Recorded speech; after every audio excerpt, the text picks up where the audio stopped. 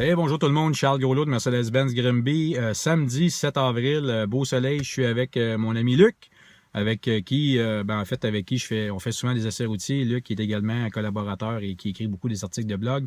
Aujourd'hui, on fait l'essai d'un 2016 GLA 250 entièrement équipé.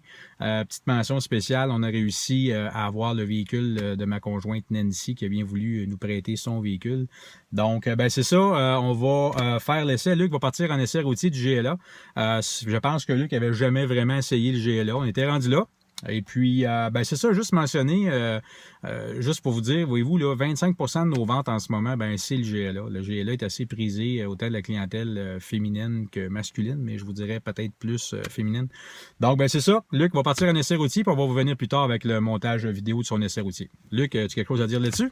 Dans le fin fond, je vous souhaite bonne écoute. On vous revient plus tard avec les spécifications du GLA. Cool, à tantôt.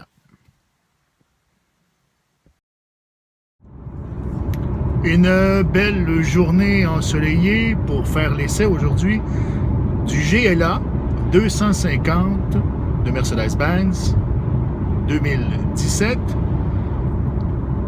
Le GLA existe en deux versions régulières, donc le 250 avec un 2 litres turbo développant 208 chevaux et 258 livres de couple entre 1250 et 4000. C'est vrai, c'est très bas, magie du turbo. Mais je vais vous revenir là-dessus. Et il y a un modèle, je dirais, vitaminé. Vitaminé aux stéroïdes.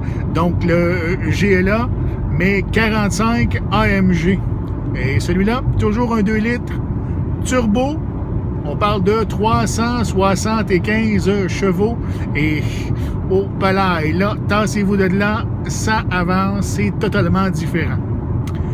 Celui d'aujourd'hui, le GLA 250, premièrement, je dois dire une chose, ça a une belle gueule, mais vraiment une belle gueule. Pour la grosseur de voiture, quand même de l'espace en arrière, quand même. L'habitacle est vraiment bien pensé, c'est vraiment une belle réussite de Mercedes-Benz. Le toit panoramique, et que je l'aime sur cette voiture-là, il fait en sorte que il paraît tellement que l'habitacle est beaucoup plus grande que ce que c'est vraiment, mais juste par ça. La traction intégrale. La traction intégrale là-dessus, oui, c'est un 4MATIC, mais c'est les 4MATIC de début de Mercedes. Donc, c'est-à-dire qu'au début, à la base, c'est vraiment une traction avant. Il en a de besoin, il va aller chercher à ce moment-là la traction intégrale, mais sinon, il retombe 100% traction avant.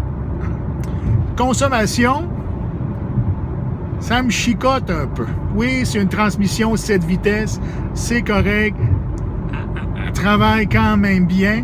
Mais on parle de 9,8 litres en ville, puis quand même 7,4 sur la route.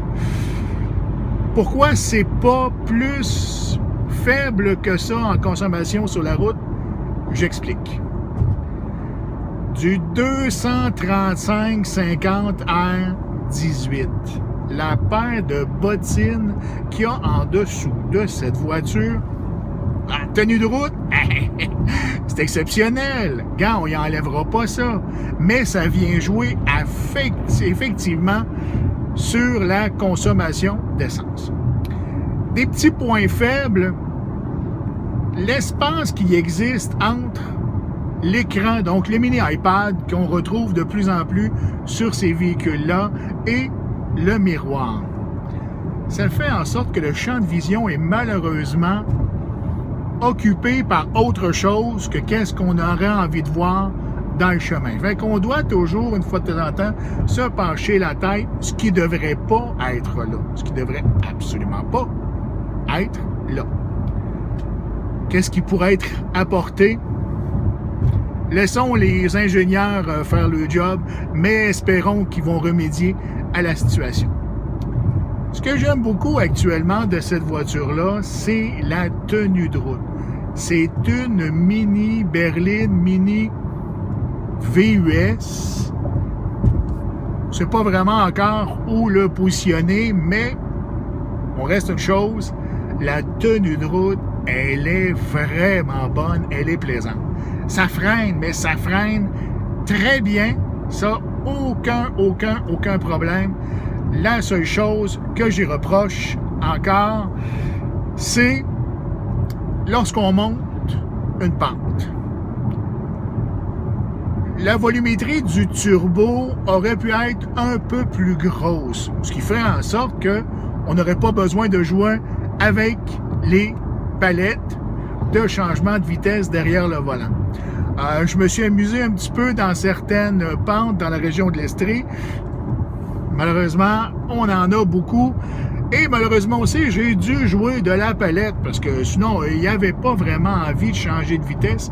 Ou s'il changeait de vitesse, la perte d'accélération que j'y avais, donc ma course, en était vraiment diminuée. Mais à part de ça, j'aime vraiment les sièges. Confortables, mais confortables. Ben oui, c'est du allemand. On ne le changera pas. Ceci étant dit, je continue. Je vous reviens avec Charles un petit peu plus tard. Bye.